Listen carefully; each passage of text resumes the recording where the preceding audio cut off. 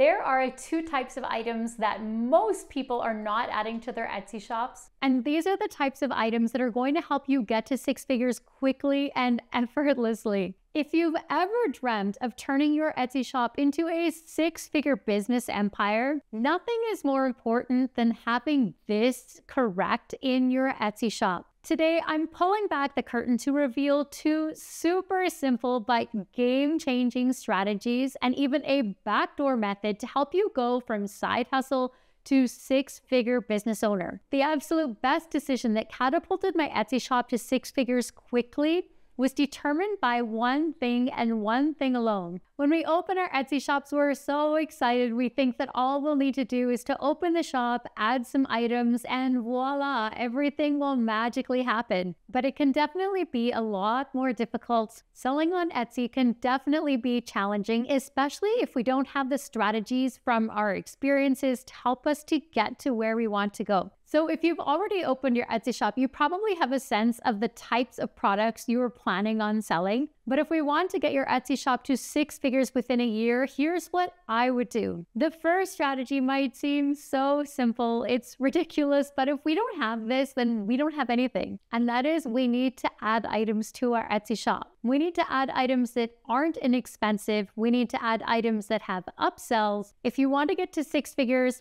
certainly we're going to need to add items to our Etsy shop. So open your Etsy shop and make sure you're adding items. And you don't just want to add any kind of items. There are two types of items that most people are not adding to their Etsy shops. And these are the types of items that are going to help you get to six figures quickly and effortlessly. The first of these two types of items you want to be adding are items that are more expensive than what you might have been thinking. And yes, less expensive items on Etsy definitely will sell, but within most of those listings, there's always still something more expensive that the customer can purchase.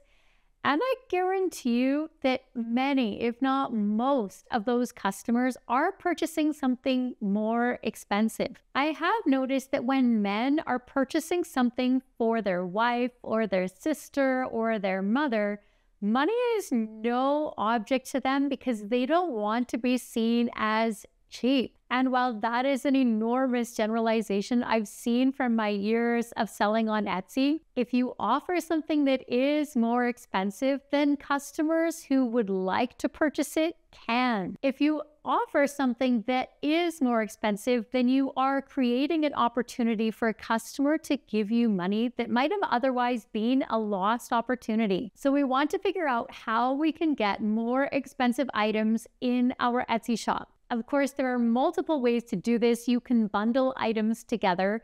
You can have more variations within the listing. You can take multiple listings and add them into a bundle that the customer can purchase. You want to think about the type of customer that is going to spend money. You want someone who doesn't think twice about spending money in your shop. We're talking about customers who purchase multiples of items. In my shop, I've had the most success from customers who purchase multiple items. They place larger orders. They're happy to come back again and again. And these are customers to whom money is no object. So while you're adding items to your shop, think about the types of customers to whom money is no object at all. I know that selling on Etsy can seem overwhelming, and so getting to six figures can seem very daunting. But for the most part, we want to get back to that initial excitement we had when we started selling on Etsy or before we even opened our Etsy shop.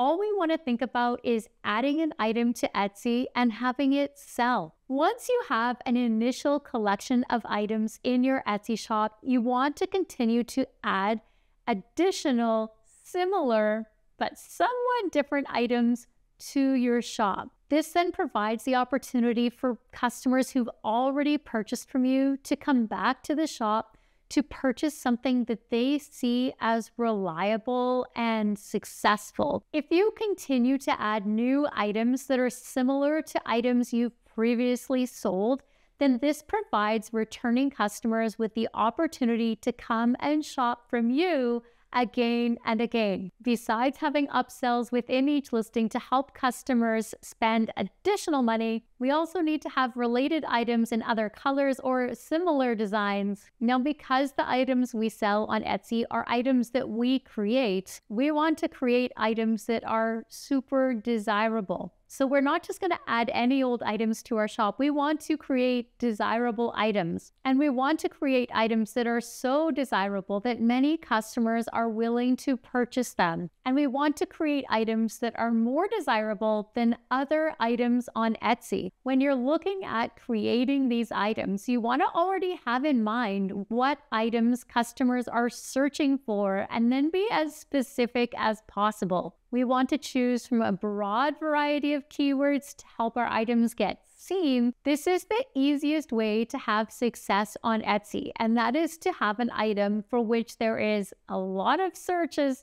but not a lot of competition. You'll definitely want to use a type of market research software to help you find the right keywords to use to describe your items. Not only is this important to figure out what keywords to use for products you already have, but to help you develop and create new products in emerging niches. I love using Everbee because it is a Chrome extension, and directly within each listing on Etsy, not just in my own shop, but in other shops, I can see which keywords have significant search volume and low competition, because Everbee gives each keyword combination a keyword score. And I can see the amount of competition for these keywords effortlessly. If I type in teacher, it shows me that there's over 5,000 monthly searches, but this really isn't the best keyword to use because there's over 1.8 million competing listings. So what I've found tremendous success doing is clicking on existing listings, seeing what the keyword score is for those keywords, and then hand selecting those keywords for the least competition with the highest score so that I can find a high search volume, but still a low amount of competition. I do still choose some broad keywords that many people are searching for, but then there's at least 1 to 2 to 3 where I want to try to pinpoint a very small segment. The ideal goal is to find keywords that align with my listing that have a high search volume and low competition, resulting in a higher keyword score. Now, I could keep clicking through all of the variations that Everbee gives me for teacher, or I can go into Etsy directly and start finding some bestsellers and start to figure out why those are bestsellers on Etsy. And I virtually guarantee you that most of those listings will have a couple keywords and tags that have a very high search volume and very little competition that they are showing up for in Etsy search. So we've almost reached the point of revealing my other super simple strategy. Once you have your listings in Etsy, you need to figure out how you're going to market those products. Besides adding the listings to Etsy, yes, adding the items to Etsy successfully with good SEO is already a form of marketing in and of itself, but you need to think of other ways you're going to market the item to help the customer to make their purchase sooner than later. And typically we want to do this with a framework of coupons or discounts or free shipping, because I'm sure that even most of us tend to purchase things when they are on sale, especially if it seems like that discount is going to end sooner than later. So you can offer an abandoned cart coupon for customers who have left the item sitting in their shopping cart for too long. You can offer a daily or short-term discount, which I highly recommend. And I would also start to develop your Etsy ads strategy once you start to have a little bit of income to start to get some more momentum in your shop. Initially, it might not feel like you're making any profit because you need to invest the funds from those first few sales back into getting additional sales by either adding more listings or by starting to advertise some of those items on Etsy. I would pick a few items that you think might be your best items and then turn on Etsy ads for those items. If you start spending a lot of money on Etsy ads, but you're not getting any sales, it could be that your item doesn't have any reviews yet, Or it could be that the combinations of keywords just aren't quite right. Maybe your keywords are great, but maybe the price is too high. So you want to have a couple Etsy ads running that you can track the keywords and spend on every couple days so you can start to see whether or not this item will sell. Set for yourself a specific threshold like $5 or $10.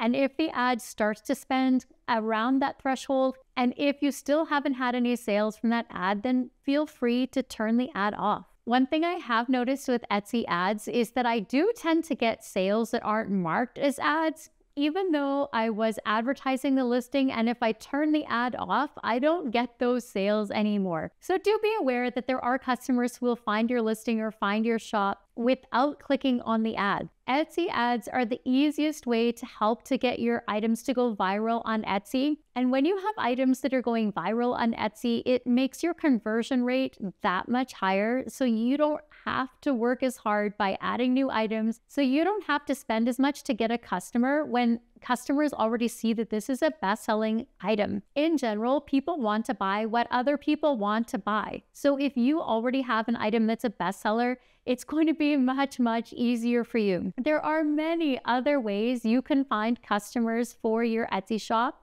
such as Facebook groups, Reddit forums, and my personal favorite is to pin my Etsy listing photos onto Pinterest with the Pinterest Chrome extension.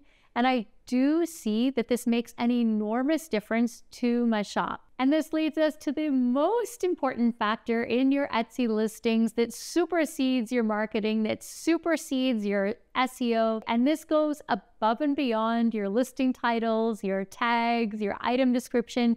And that's simply the product photo. The product photo is the most important part of your Etsy listing. If you have an amazing product photo and customers are willing to click on it, customers make their purchases based on emotional decisions. So if you are comparing your product photos to another shop, is your photo the very best out of all of the other photos out there? The absolute best decision that catapulted my Etsy shop to 6 figures quickly was determined by one thing and one thing alone. And that was to begin to purchase and create my own mock-up photos of my products. I could be the only seller with an absolute amazing design, but if the design doesn't look amazing on the shirt, on the person who's wearing it, then no one's going to purchase it. Your listing photos are part of creating your shop's brand. And your shop's brand is how you get somebody to purchase from your shop as opposed to another shop. Your shop's brand and your shop's story is what will help to get your shop sales over what will inevitably happen, which is somebody else selling the same thing for less. If you've made it this far in the video and you're finding these suggestions helpful, it would mean the world to me if you'd have a second to subscribe to the channel so you can stay tuned for future videos on being successful on Etsy. I know there are a lot of tips and tricks on Etsy success strategies out there, but definitely let me know which of these strategies you feel are the most difficult to implement. As always, I wish you all the very best of luck and success in building your Etsy shop for today, tomorrow, and for well into the future. See you later, superstar.